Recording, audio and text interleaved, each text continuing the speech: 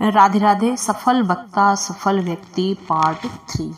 इसमें हम आज विनम्रता और मौलिकता सफलता की कुंजी है, इस टॉपिक पर चर्चा करेंगे। जब भी हम किसी भी प्रस्तुति के लिए माइक का सामना करते हैं, अचानक ही हम बड़े बड़े वक्ताओं जैसा बर्ताव करने लगते हैं। हम वह बनने का प्रयास करते हैं जो हम में नहीं है। अनायास ही वास्तविकता भूलकर नकली हो जाते हैं। यदि आप मंच पर बड़ी बड़ी नकली बातें कहने की बजाय अपनी मौलिकता बरकरार रखते हुए सामान्य व्यक्ति की तरह बात रखेंगे, तो श्रोताओं की प्रशंसा और तालियां आपको अवश्य मिलेंगी। विनम्रता से मेरा तात्पर्य है अपने अहंकार को दूर रखते हुए विनम्रता और सादगी से अपनी बात रखना। विनम्रता से अपनी कमजोरियां और गलतियां स्वीकारने का साहस होना। हम सब में ढेर सारी कमियां हैं। यदि हम अपने आप को महामानव बताने की बजाय हम अपनी जो कमियां हैं सबके बीच आवश्यकता पड़ने पर स्वीकारने की हिम्मत दिखाते हैं, तो श्रोताओं के बीच हमारी विश्वसनीयता बढ़ती है, हमारी गरिमा बढ़ती है और श्रोता हमें बीच का ही एक व्यक्ति समझकर हमसे लगाव महसूस करते हैं। एक भाषण प्रतियोगिता में अभिज्ञान जैन नामक एक प्रतियोगी ने हिस्सा लिया था। वह मंच पर पहुंचा और उसने अपनी बात यूं कही, मैंने जो भाषण तैयार किया था वह अभी मुझसे खो गया है। मैं बहुत ज्यादा भयभीत हूँ। मैं तुरंत मंच छोड़कर चला जाना चाहता हूँ, पर मैं जानता हूँ कि यदि आज मैं हिम्मत हार गया तो जीवन भर माइक का सामना नहीं कर पाऊंगा।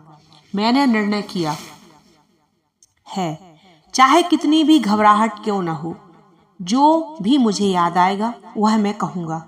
मुझे उम्मीद है मेरी गलतियों को माफ करते हुए आप मेरी मदद करेंगे, जिससे मैं जीवन का पहला भाषण दे सकूं। पूरा श्रोता समुदाय इस प्रतियोगी का कार्यक्रम के अंत तक उत्साहवर्धन करता रहा। उसने भाषण के समस्त नियम तोड़ दिए, परंतु फिर भी वह सफल रहा। क्यों?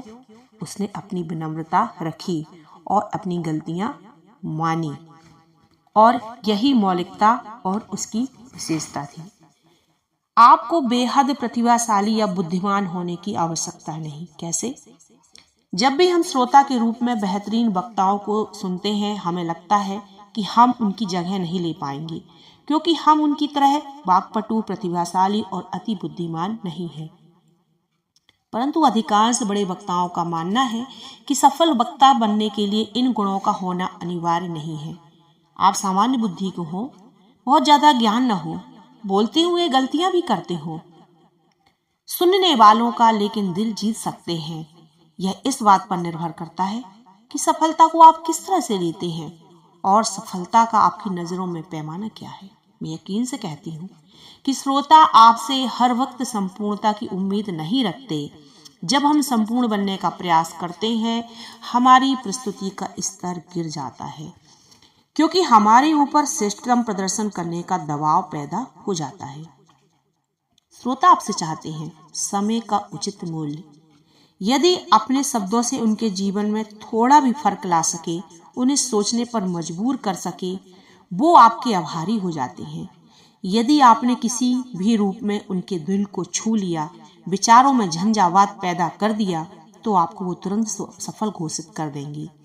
इसलिए जो आप बोलते जा रहे हैं उसकी विषय वस्तु को श्रेष्ठ बनाइए। 100% स्वीकृति और प्रशंसा पाने का प्रयास मत कीजिए, क्योंकि वक्ता का मुख्य उद्देश्य होता है श्रोताओं को देना, ना कि उनसे पाना।